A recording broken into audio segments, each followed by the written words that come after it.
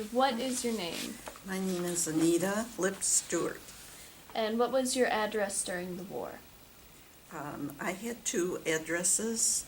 The first one was when I lived in Chicago, on the very outskirts of Chicago, and that was on Harlem Avenue, 5246 Harlem Avenue, and that is Chicago. And then I moved to 581 Des Plaines Avenue, now called River Road, in Des Plaines.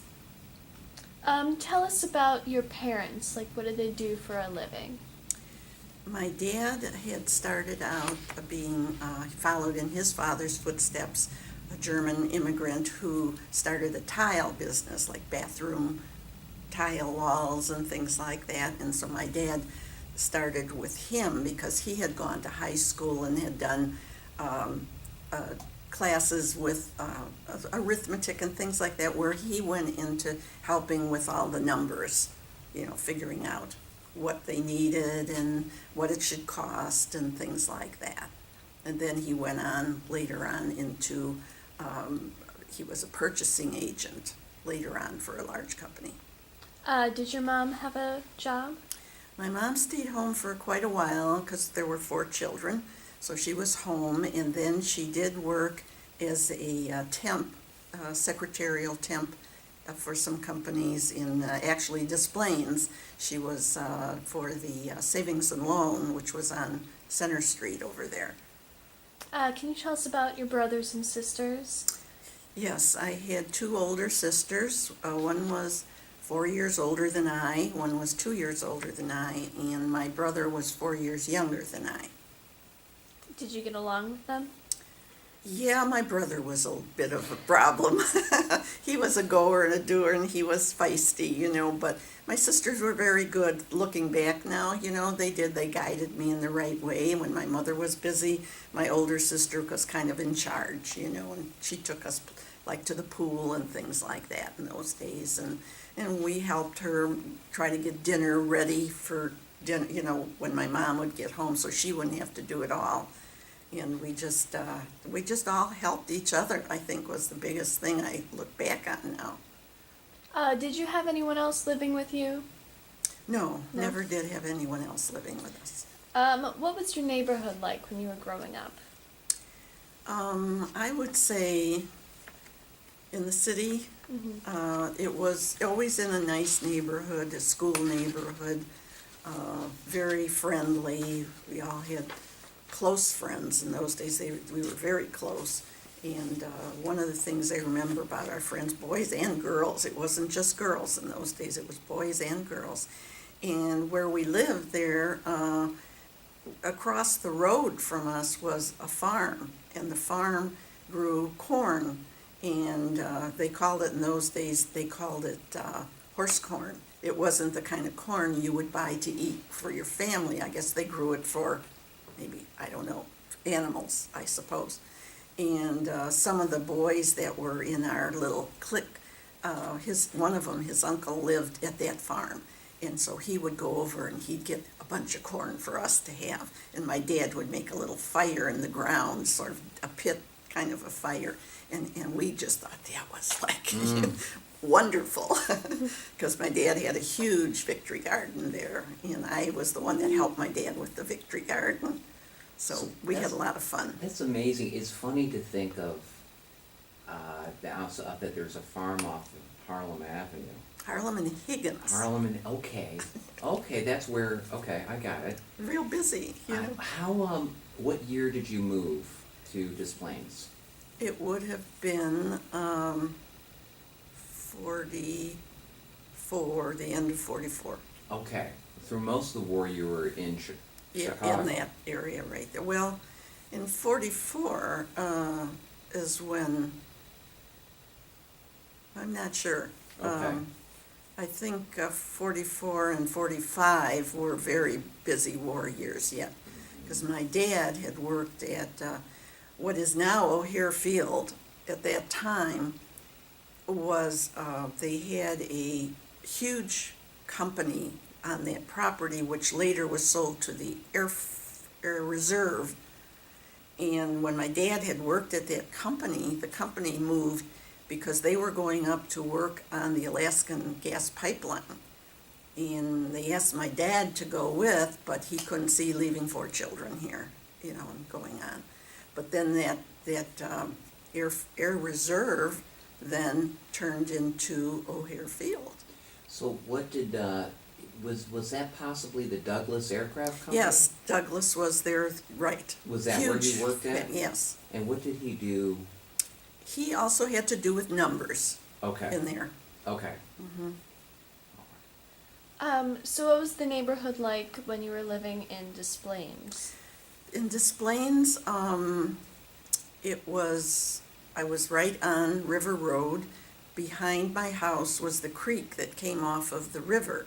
So we had a very huge backyard, you might say, and then it went down to the creek. And so we would always, one of my neighbor boyfriends, he had a kayak. So we would do a lot of kayaking on the creek. We usually didn't go into the river, but we did the creek, and that was fun. And I was not used to that, so I had to be very careful. Is that still there, the creek you're talking about? I think so, because now they put in a river walk, I understand, in Des Plaines, right off of, what is that, Minor Street, no, Northwest Highway. Okay. Northwest Highway, and then it goes in along the river that way. And I don't know if it it wouldn't go by the creek, I'm sure, Right. but the creek was down there, and on the other side of the creek was a large hospital. It's still there. Now I think it was owned by the Catholic Maryville. Mm. But at that time it was a private hospital. But the creek was very long and, very vegetated. There's nobody else down there. Sure. Is it by any chance where there okay, so there's 2 roads and there's like a fake waterfall built in. Is it like, if you know what I'm talking about? Oh, yeah, the Rosemont waterfall. Yeah. Yeah. No. You know what I'm talking No. about? No. Okay. It's fine. So the country was just coming off of the Depression when the war started. What was the economic situation of your family? Well, that's why my mother was working, because things were very, very tight, and my dad not having gone to college or anything, and then the tile business, that's when he switched over. So he made a fair living, but with 4 kids and everything, it was pretty tight. Although, as a child, you didn't know you were poor. You were happy. You didn't know you didn't have much. So we didn't look at it that way. But we had plenty of food, we had a lot of friends, family, had a lot of family around. So nothing seemed out of the ordinary for us, I would say. We didn't miss anything, which is today not possible. Kids would miss everything, I have kind of the same thing, so I mean, like, Really. yeah. I have all the food I could want. I have everything I could want, so. Mm-hmm. Yeah. Yeah. Well, you don't think about not having it. I Yeah, mean, 'cause no you- one brought it up. Nobody said you were poor. Nobody. It just wasn't mentioned. It was your life. It was how you lived. Mm-hmm. It was how you lived, and we had no problems. We were good kids. No one ever got in trouble. So I guess, things that way helped my parents, to get through everything. What were you like as a teenager? I was a very quiet teenager. I was very mousy, I would say. And I did make friends very easily, though. And when I moved to Des Plaines and went to Maine then, and we went to Maine East, of course, at that time, and we all lived within a radius of each other, even though it might have been, I was close to downtown Des Plaines, so that's a long way from Maine. So there was a bus. But when the buses went on strike a few times, we all had to walk to school. So that was a hike and a half when we did that, going and coming home. But we all walked to our friends' houses, and we became close friends, stayed overnight with each other. We had boyfriends not as a boyfriend, but just as a friendship thing. Because where I lived on River Road there in Des Plaines Avenue, right down the other side of the railroad tracks, I was north of the railroad tracks and they are south of the railroad track. The mayor lived he was the first house, and he was on the river. And right now, there's a big dam there and everything. Well, there was no dam, I don't think, in those days. But he lived there, and in the winter, it was absolutely great. We would all get all of our friends, we'd walk over there. Nobody had a car in those days. Everything was walking. We walked over to his house. He had the door open to his basement. The lights were on out. He rigged some kind of lights on outside. And then we would go there, and he had donuts and hot chocolate in his basement. And then we could go skating on the river. We were all big ice skaters and roller skaters. That was very big in our day. So we would go down to and the boys would meet us there too, and we'd go down to the river. And if it had snowed, I can't think of the mayor's name. I wish I could remember it for you. I just don't remember it. But he would have shovels. And so if it had snowed, we all got out there with a shovel and we shoveled the river, so to speak. And so we could skate, otherwise we couldn't skate. And then the boy would take you, and you'd go a little further and out of the brightness, and they wanted to get you alone, so to speak. No funny business. There was none of that in those days. There was no funny business. But that was one of the funnest things in the winter. In the summer, we went to the pools and we met everybody at the pools. And from school too, we'd meet. I know one girl, Roseanne Carlson, was in our class. She was a little bit of a thing. She was the best diver you ever saw, and I muffed on diving. When I went to Taft High School, I had my freshman year, I had a gym teacher. Just went out of my head. But she then, moved to Maine East. So when I started as a sophomore, she was my gym teacher again, so she knew me. And she knew I was afraid, it was all so new and big and everything. And so she wanted me to try out for the swimming, it was acrobatic team or something, I don't know what they have now. Swim and dive, kind of? Yeah, you did more like Esther Williams type thing, what they did in those days. That was like you make a diagram in the water with your bodies or something, okay. That kind of thing. Oh, okay. Yeah. So she sort of was... like synchronized swimming, but not.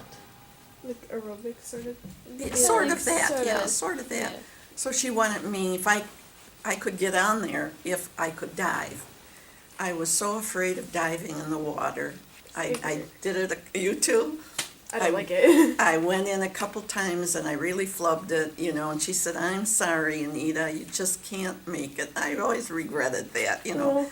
But we didn't have private lessons in those days or anything, so there was no way I could do it. But we all were swimmers then too, so one day we met. Roseanne was like 2 years younger than I think, and she came to Methodist Campground's pool, and she would go off that high dive, and we just all watched her. Mm-hmm. So we did a lot of outdoor things. Yeah. What do you remember about the start of the war? The start of the war, I don't remember the actual, I would say, start of the war. I remember this famous speech that Roosevelt gave, but I don't remember the actual start. I had two cousins that lived in Oregon, and they knew they were going to go in the war. So that summer before, they hitchhiked all the way from Eugene, Oregon. They were only probably 2 years apart, and they were probably 18 at the time. And they hitchhiked all the way from Eugene, Oregon, because the whole rest of their family was here. And so they wanted to see their family before they joined up in the Army. And so they came, and then they spent time with all of us, and that I remember them. And they were later. When they were in the Army, one of them was in Fort Sheridan, which was right here. Mm-hmm. So, that part I remember really well, and I remember other things. Well, I remember rationing and things like that were very evident. You always had food rationing. Well, tell us about, you said you heard Roosevelt's speech, tell us about that, where were you? And Well, what do I you was remember home about and, it? yeah, I was in my house on Harlem Avenue there, and we were sitting we had a living room, dining room that went together, so it was like one large room sort of, and right between the two, we had this standalone radio, it was the old type where it was a wooden Zenith, I'm sure was the name of it. And we would sit there because we apparently knew, my parents knew something to listen that day. And so we were all sitting there, and then he gave this talk where we were going to go to war. And everybody just stopped talking, I know, in my family. And we were young, so it didn't hit us as hard as it would have hit an adult in those days. But then my folks had to explain what that meant, and that people would be going in the service and things like that. And, we didn't know what was going to happen. And it was all overseas. So, again, it didn't touch us here. So it was unfamiliar. Although my dad had been in World War I, and he was on a submarine in World War I, so he had told us his experiences on the submarine, and I have his diary actually at home, and he would write certain things when they left New York, or not Norfolk, I think, or somewhere in that area, and then they would go and they went overseas, and how he got appendicitis on the submarine, and it was a biggie, for him. But he made it, and then how they would get off, and they weren't that was World War I, so that must have been in 1919 or 20, something like that. In the war, he didn't get in any big battles, which was lucky, and he came home safe. Do you remember anything about Pearl Harbor? Like where you were when you heard about it? Trying to think, Pearl Harbor. I heard about it all in the movies, I know. I think that was do you know what year that was? 1941. 41. Mhm. So I was living in Harlem there. I can't say that I remember hearing what happened there, just later on. Right, the Roosevelt speech.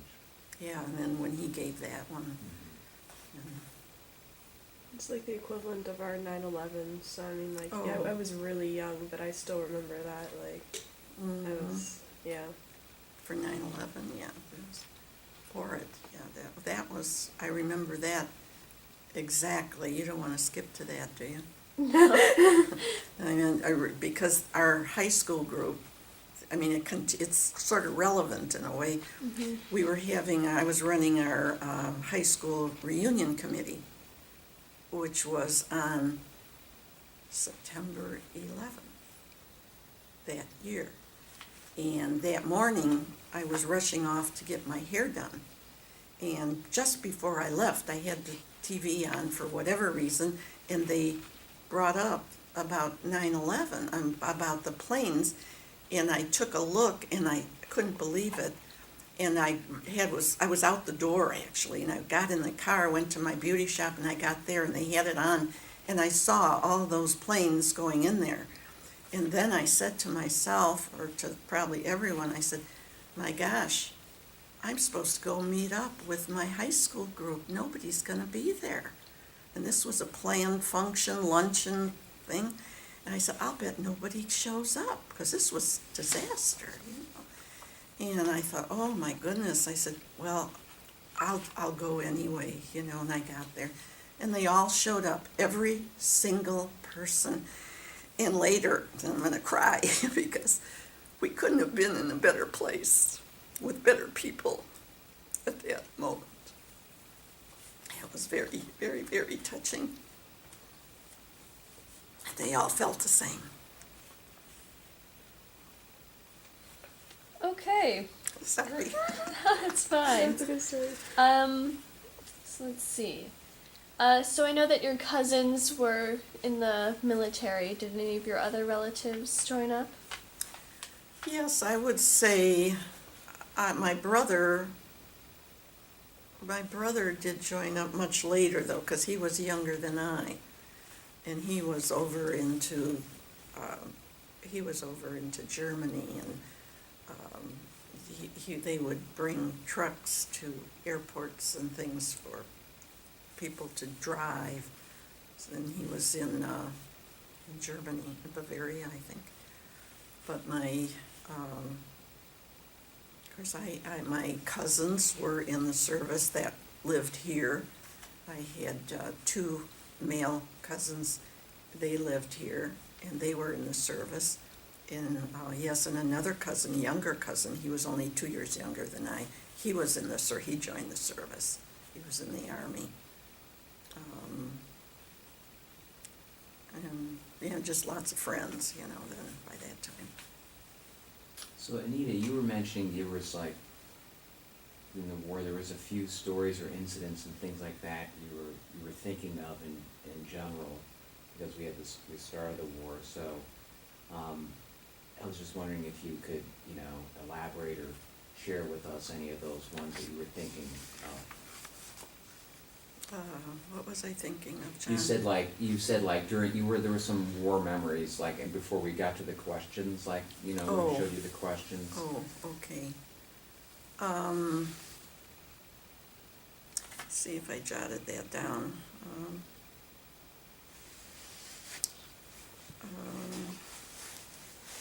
There was, during the war, some of my classmates did this, that lived in Des Plaines. There were a lot of farmlands, real close to town, real close. And they would go help the farmers pick onions because it was the wartime and they didn't get all the help that they normally would have had. So they had these high school kids would come in and help pick these huge onion farms. And they would go and do that. And actually Mercelin, one of my committee members, she did that because she lived way on the west side. And they did that. Other than that, let's see. Would they get paid, or was it just Yes, voluntary? they did. I don't know how much, but they did get paid. And to them, that was great, They were with friends too, so it was a lot of fun alongside of working for them.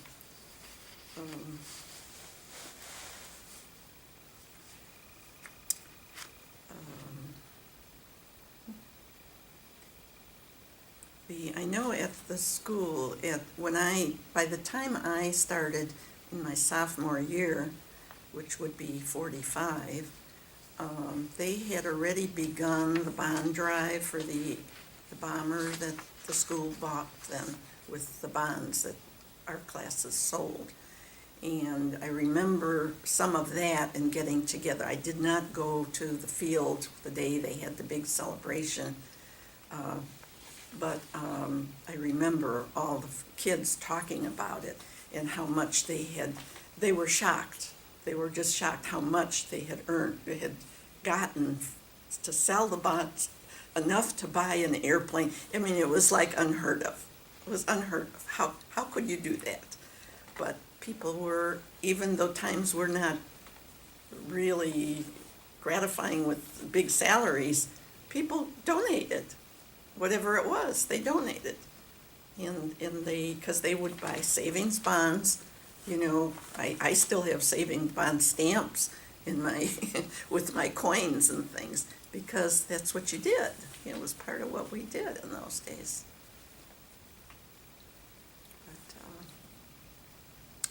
War years were a little bit earlier for me, so not real familiar with doing anything for it or with it, other than being there, and being quiet like I was too. I was not the go-get-em kind of a gal, Now I am, but I wasn't. Now I would do anything. Better late than never. That's right. Exactly right. So they rationed gasoline and food during the war. How did that affect your family? We did have a car, so That I remember was a problem, and my father usually just used it for work. And in the summer, he did take us out we were big lake people. We would go to Lake Wakanda, Lake Zurich, and all the little lakes around, and Lake Geneva. And that's what our whole families would get together. There might be 30 or 40 of us there, and my one uncle had been a plumber, so he had one of the first little gas fire stoves, I guess they called them in those days, a little canister of gas under it. And that. But we'd always have that, and the whole family were a very athletic family. And my one uncle was on the White Sox farm team, and so we all played baseball together. It was very, very, looking back now, nobody does that anymore. And we all swam together, and we all cooked, and the mothers would always make the food at home, deviled eggs and all the food that you had to bring for a big picnic. It was just a picnic is all we called it. But we would do things while we were out there. And that was forever we did it. And I did that with my kids and my family, so that went on. Did anything else change in your family? Like, Besides like rationing and stuff? yeah, the rationing, I know we were rationed, but apparently as I said before, we had a huge garden. And in those days, you get canning too of apples and pears, and you did all that too. My grandmother would always help, and we'd do canning. So we survived well, I would say, with the food stamps, because we did a lot of gardening. So tell us about your victory garden. How big was it, and what did all the things you grew and It was very large. It was, I would say, let's see, it was a full, really long block. It must have been more than a block. And there were only 2 homes on it, and they were sort of in the middle, or towards Higgins Avenue more. So we had the whole rest of it, from sidewalk to alley, was all garden. And my dad is really the one, we had at least half of that ground was our garden. And we had a lot of corn, and we had tomatoes and lettuce and carrots and spinach, and one of his favorite things was cantaloupe. He loved to plant cantaloupe. And when my son planted his first cantaloupe a few years back, he was going to plant, I said, no, you have to have a hill.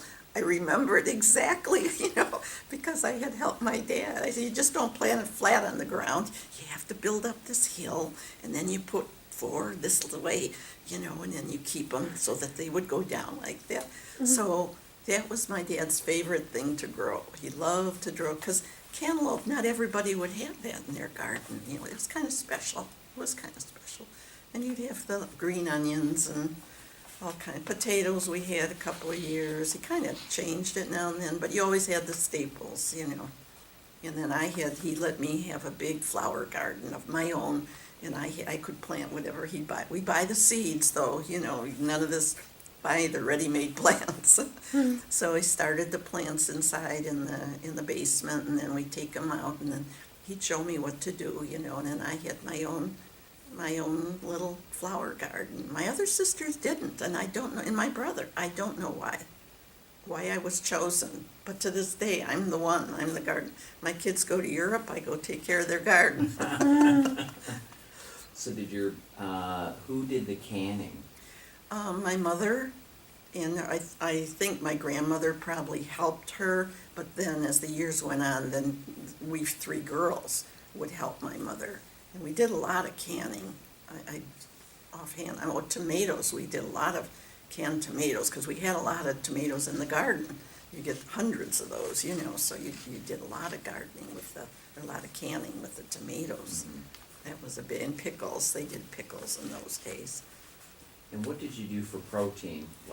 So your dad grew lots of vegetables and some fruit. Yeah, I would say we were big meat eaters, and in those days, chicken and pork Pork was very, very big in those days, in our family anyway. A lot of pork roast, a lot of pork chops. My mother made a lot of chicken soup and a lot of roast chicken. And then my grandfather had his own, he raised some ducks. And so we always had a lot of ducks that my grandfather would grow, you know. And then we had ducks, which were pretty special, you know, in those days.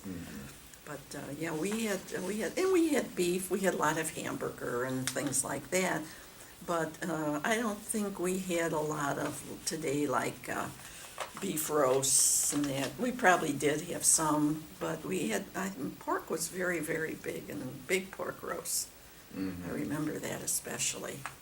And as far as you guys got that through the normal ration stamps, or is there any other way that you got it from other ways, or that you can, I don't know if you know? Not that I know of.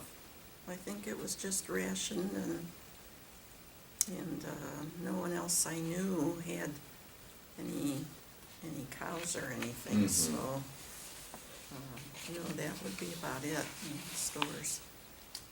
So did the atmosphere in high school change at all when the war started, or like during the war? You know,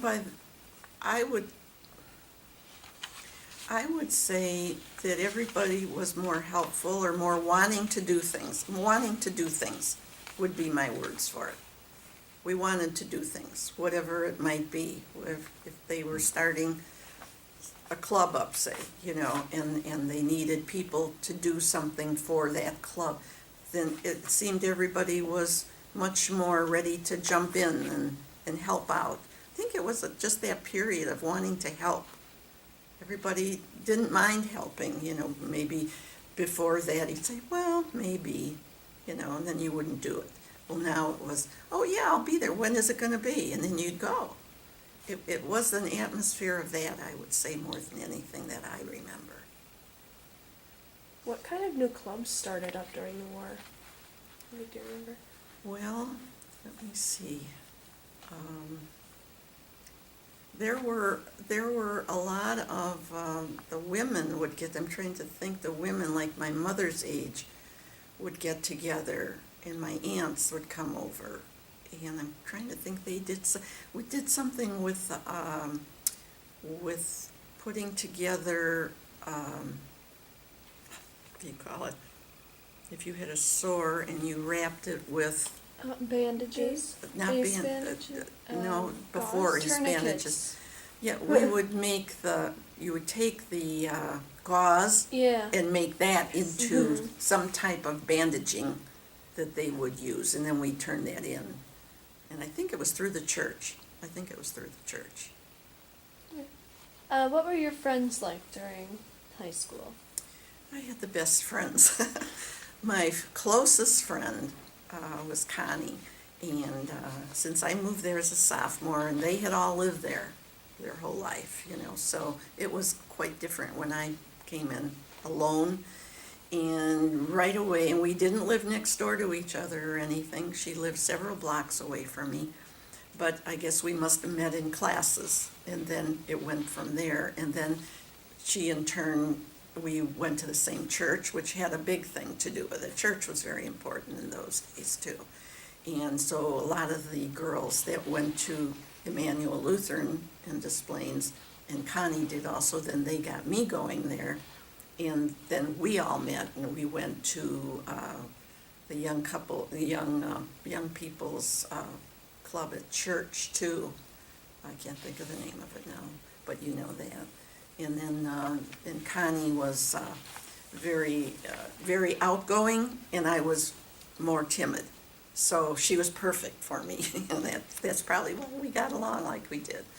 And her mom and dad, her dad had been in the Navy, and he would take us over to the Glenview Naval Air Station, and we'd go swimming in their pool, and all the sailors would be there, you know, swimming in the pool, big pool, and we'd go, and by this time we were probably juniors, seniors, and we had so much fun over there. That was just hilarious, that we could go in there and we could buy things in the, what they call it, where they you buy things less if you're a serviceman.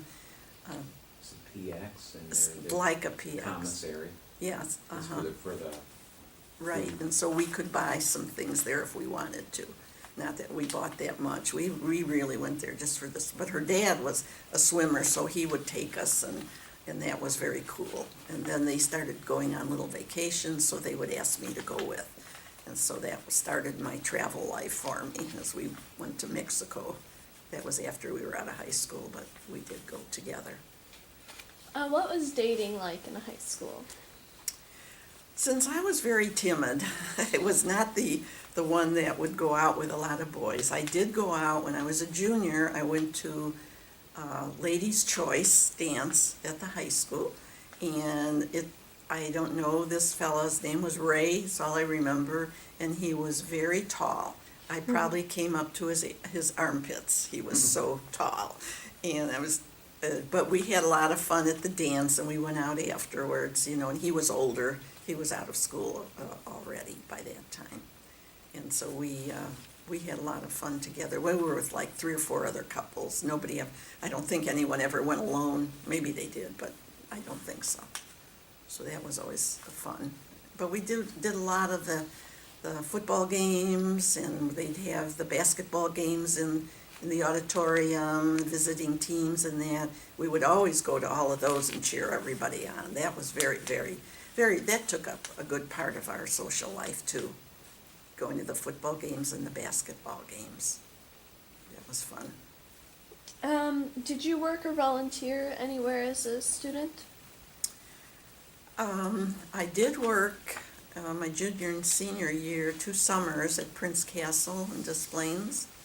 Prince Castle was in, the latest one you might have heard is Red Robin, or Cock Robin, and it actually was on Lee Street, right across from the bank now, and it looked like a little castle. They made it out of the rocks that were, there's a name for them and I can't think of it.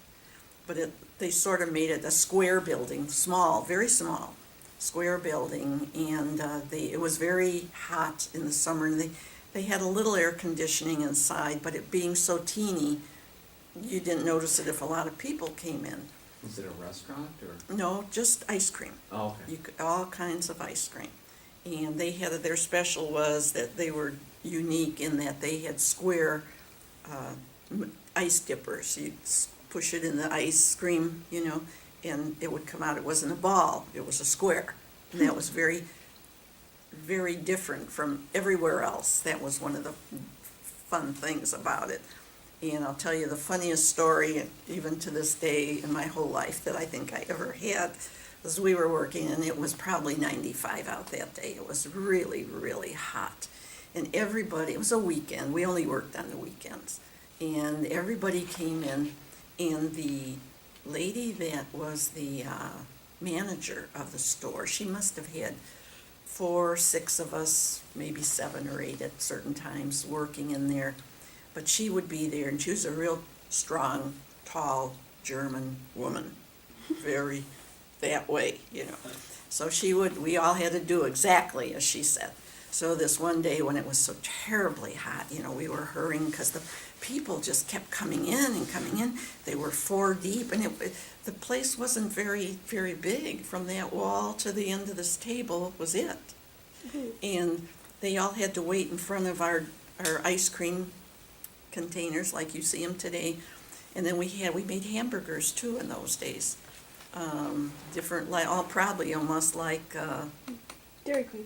no, the other one where you can, the little ones. White Castle. White Castle, Yeah. like White Castle. So we even made hamburgers. But this night when it was so terribly hot, and she said, the manager said, I have to go home for a little while. I'm going to go eat dinner, but I'll be back. And so she, now just be careful with everything, you know, and all these people are waiting.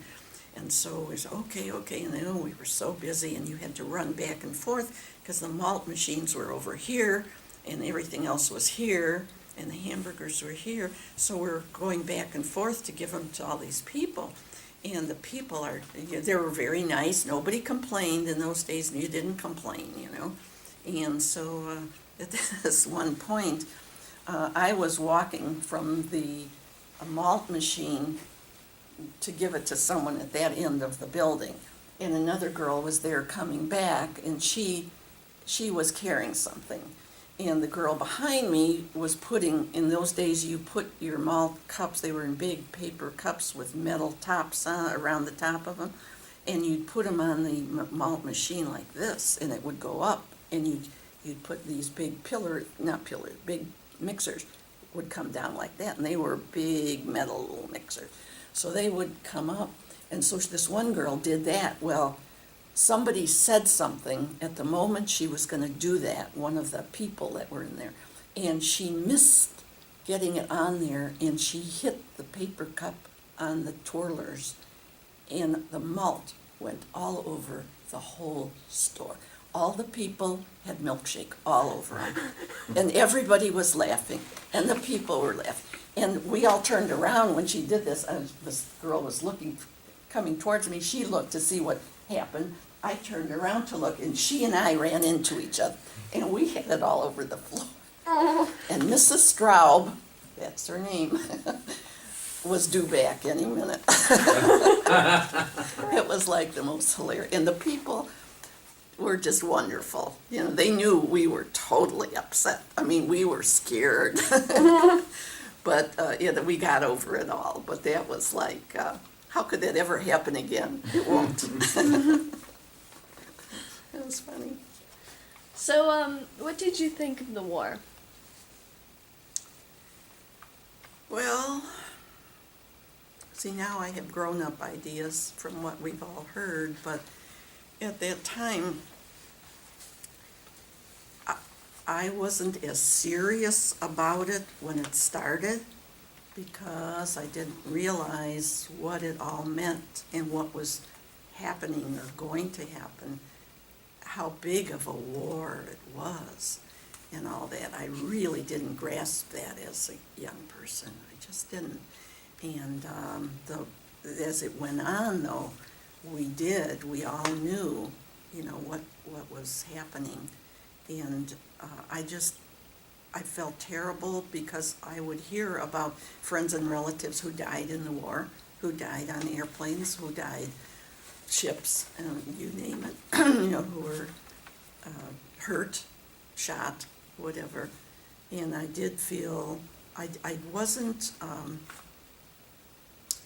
don't know the words even, I was close to see it, I guess is the thing, we would hear about it, we would see it on movies, we would see it in newsreels, we would see it that way.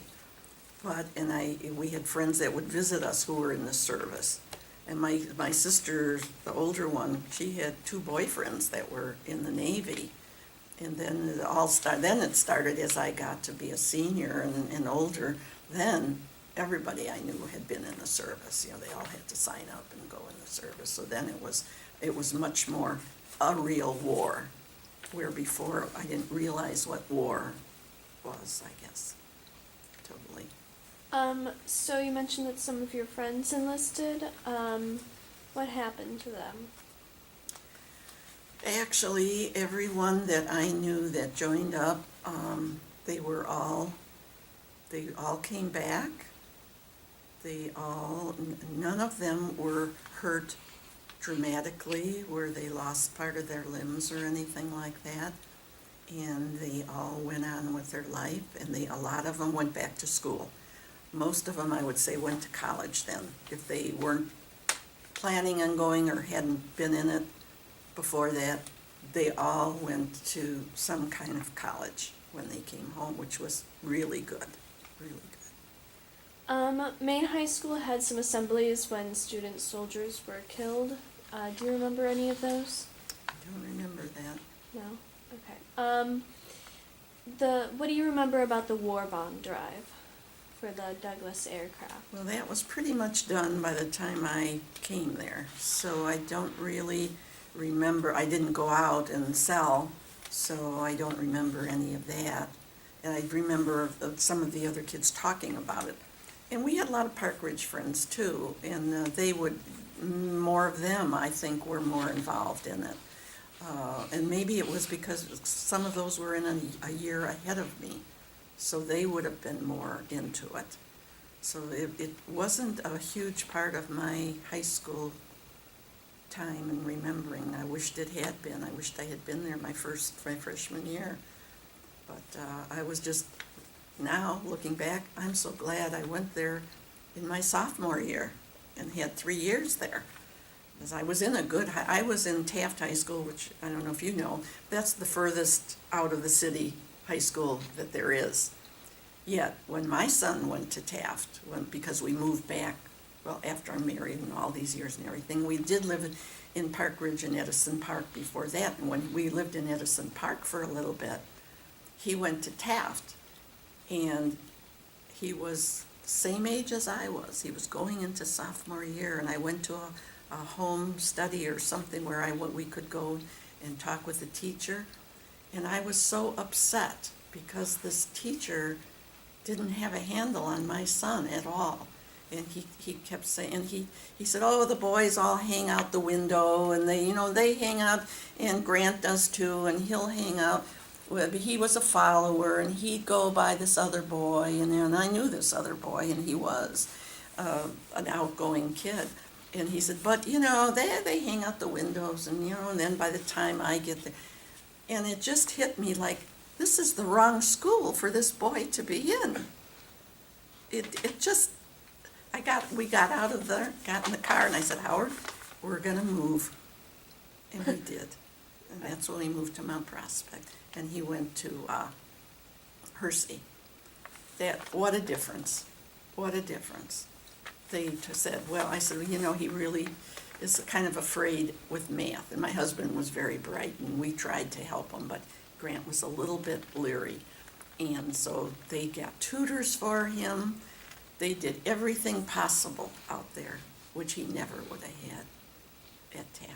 Yeah, I have friends who go to Taft right now. How is from, it like, now? the window place. I'm not sure. I mean, they don't really talk about it, but like, Yeah, yeah.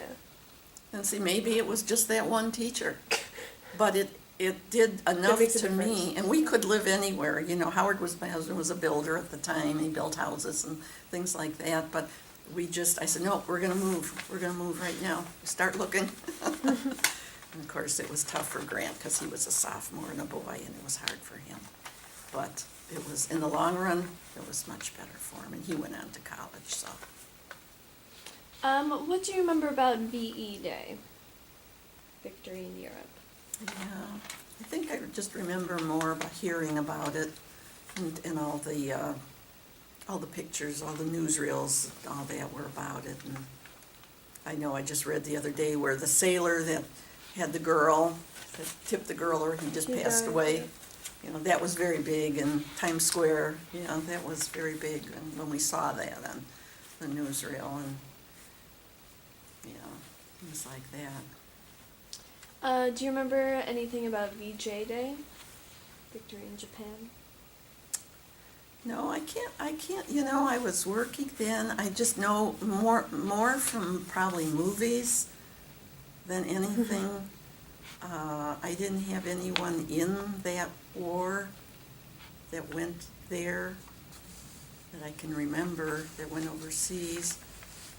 A lot of my friends were overseas. My husband didn't go overseas, but a lot of his friends were too. And I can't just quite think of that right now. So, is there anybody in particular, did you have a boyfriend or anybody that you were, who was closest that you knew were overseas, or?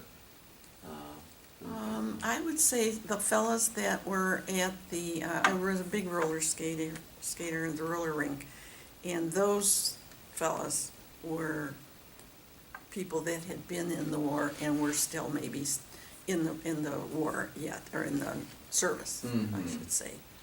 But as far as my own friends, well, I dated some of them too when I was at that age, but see, that's a little older, because I didn't date much in high school, so that kind of was. And so you're the class of 48, correct? Right. Graduated So in it was, 48. right, it was a lot when you were in the younger part. Yeah.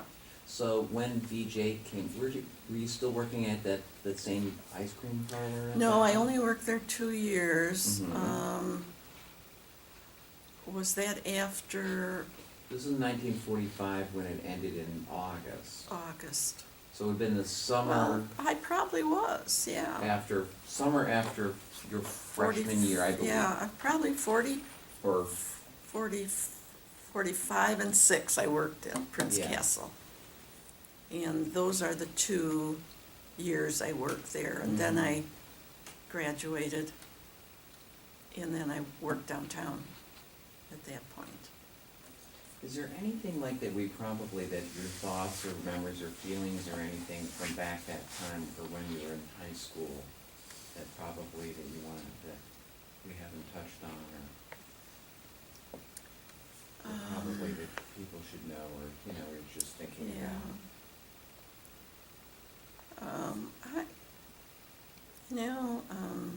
Living in Des Plaines, I just remember everybody being helpful.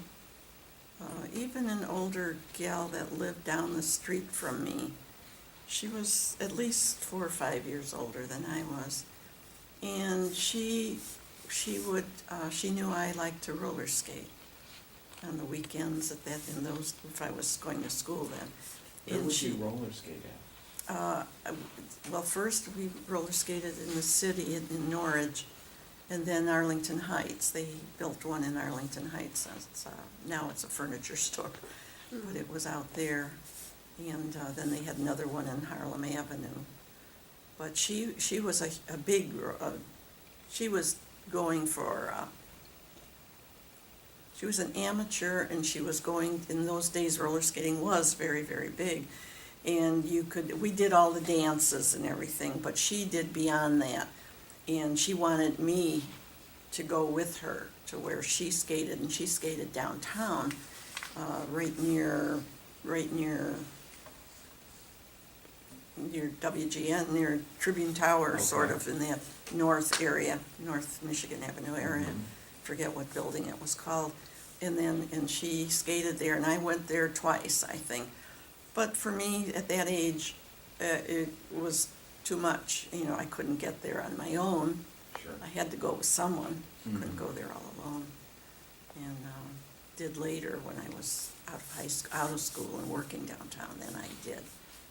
But, When I was reading, it seemed like, the roller skating was pretty popular, and there was a lot of roller rinks, weren't there back then? there were a lot of roller rinks, and they had some suburban ones here too. In Glenview had one, and then they had in the city they had many in the city. On Broadway they had one.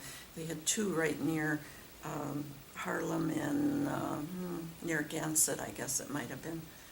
And they had 2 in that area, and then Arlington Heights. And our favorite, where we started before Arlington Heights was built, was in Maywood. But Connie, my friend, her dad taught her. She was an only child, and he taught her to drive when she was 16, I think 15. She was driving already.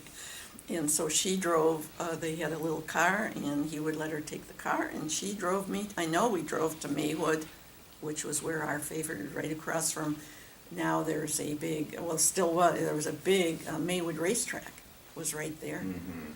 And so we would go there, and it was packed with kids, just loaded, every day, not just weekends. And so then Arlington Heights had this one, and that's where we planted our, and I taught little kids how to skate there on Sunday afternoons, but that was later on, that wasn't in high school.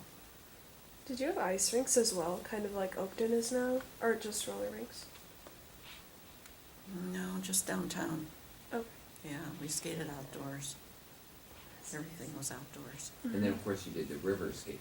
The river skating was big. I'd be kind of scared to do that. Did anybody fall in the did the ice or? Never. It froze over completely? Always. Well, I don't know if it was every year, but whenever we Maybe, would go, yeah. and I skated there all through high school, so at least 3-4 years. Maybe after that I was out of that, because the Mhm. friends are different now. When Sure. you're out of school, you make new friends where you work and things, but we never had a problem at all. Nothing at all. Just Right. happy-go-lucky and, get that ice clean and clean up when you're through and Sure. go out with your friends and go downtown Des Plaines. Sugar Bowl. Still Right, Sugar Bowl, but yeah. it's different now. Mm-hmm. And yes, we'd all end up in the Sugar Bowl, and we'd all have fries and Cokes, and that was a big deal. That's what we did. Looking back on your experience as a teenager during the war years, what would you like to tell today's generation about your experience? As a teenager, see, my whole thing, I'm quite sure looking back now, was really that we had so many friends. We were all friends. It wasn't just 2 or 3 friends. We had groups of friends that would do everything together. And whatever someone mentioned, we'd all do it together. And maybe, well, it was closeness that did that for us. And we didn't drive cars in those days, so we couldn't really, there were buses, we could take a bus.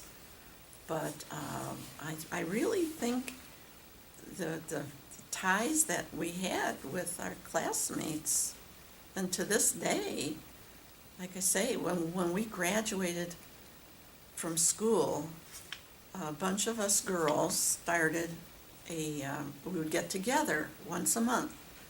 And though if we were working and maybe we couldn't make it, but we would get together at someone's home. A lot of them got married very young in those days. And so we'd go to someone's house and just have coffee and cake or milk or pop or whatever. And we'd go and we'd get together. And there were 25 or 30 of us that would get together. So see what I mean? It still was a closeness even after graduation. And then they were starting to have kids, Well, I didn't get married till later. I didn't have kids till 5 years later, so I was a later one. And so when they had kids, it was a little harder than, they still might have it at somebody's house who had a bigger house, and we could get together and do that same thing. And we'd talk about school and our friends in school, but then it changed, and then we started getting together for lunch, because now we were getting older and the kids were gone, so then we get together for lunch. And we still have a mob that got together for lunch. And now, and really, we had 20 or 30 of us that would do this. Now it's down to 3 of us. So, in all those years, that's what happened. But we're still friends. That's what I guess that's my bottom line. Is who you meet in high school should stay with you. Try to, if you move away, but you can write to those people, There's still ways to touch base with people. And then, with we would go to even though you were working, they would have the reunions like 10th and 20th and 40th. And I got involved in the 40th, I think, and then from 50 on, I started doing most of the computer work, because not the pictures and that, but the typing part of it. But you still got to, and everybody came in from out of town then for a big one. And they totally enjoyed it. So after it slowed down, we started having a weekend one every 5 years. And they were still trying to come, Now, this last 5 years was last year, and so we didn't do that because a lot of people can't walk, they can't drive, they live too far, whatever it is that doesn't work anymore.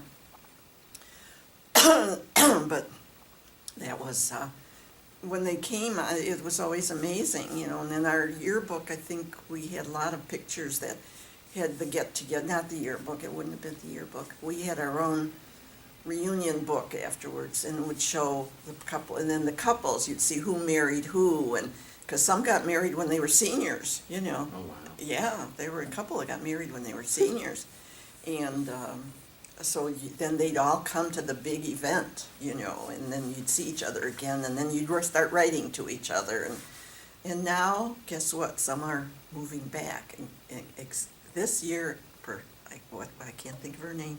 Her father was mayor, I think, of Des Plaines, And she moved back. She'd been living out of town all these years. Now she moved back to Des Plaines.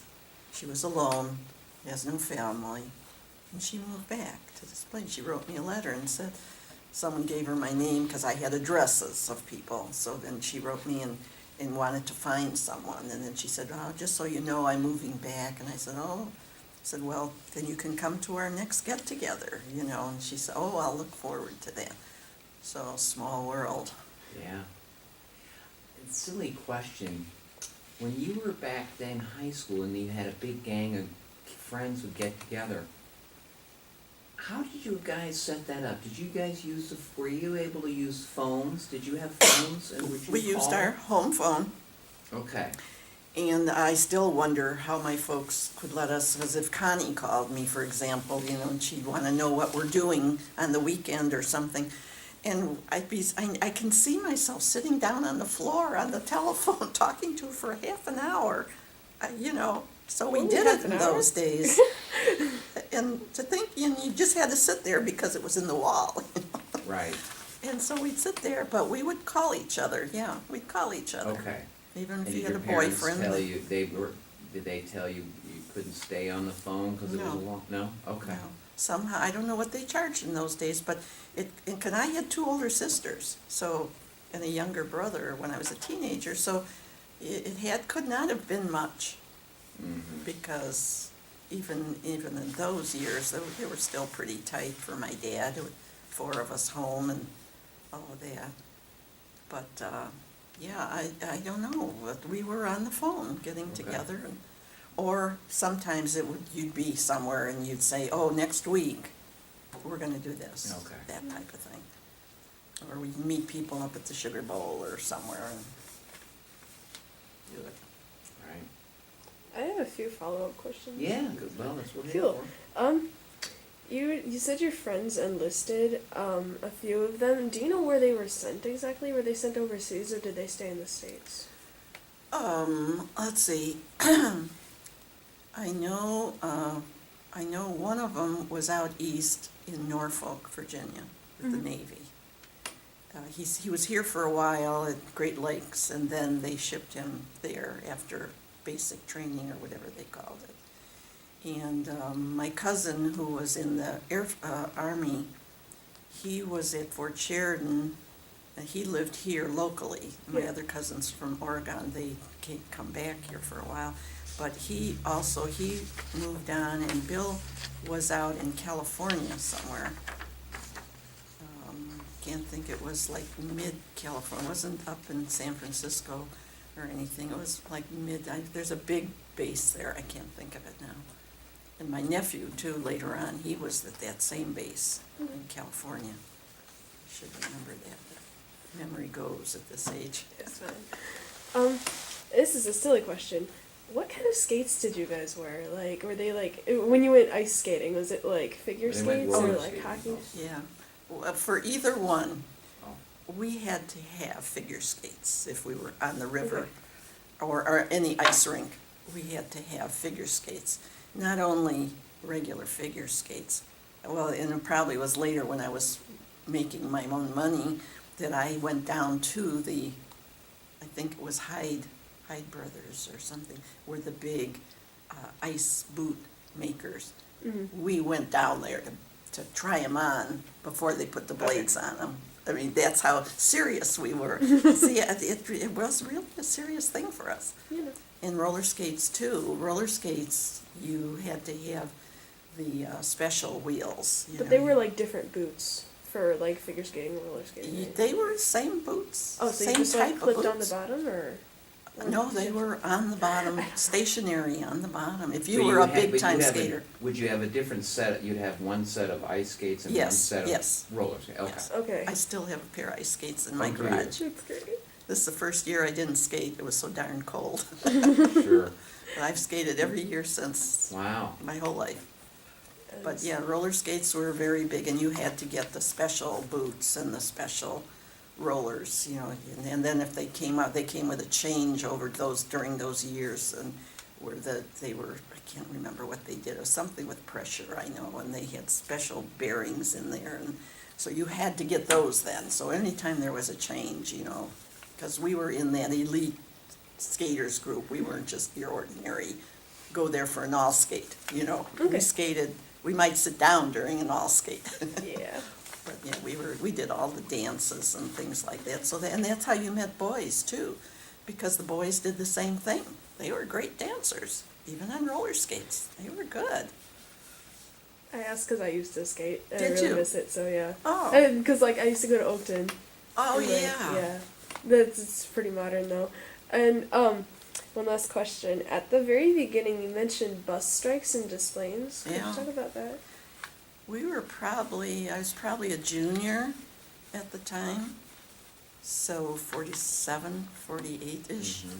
They had a bus strike, and the bus would be the local city bus that would go from downtown Des Plaines, and it would go to past the high school, I forget where it all went.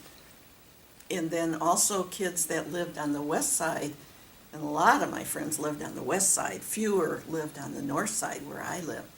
But those that lived on the west side, they had to take a bus from their area to town, and then from town to school. Mm-hmm. So then they had that bus strike. I can't remember how long it was, how long it lasted, but we did literally have to walk to school and walk Do you know home. why?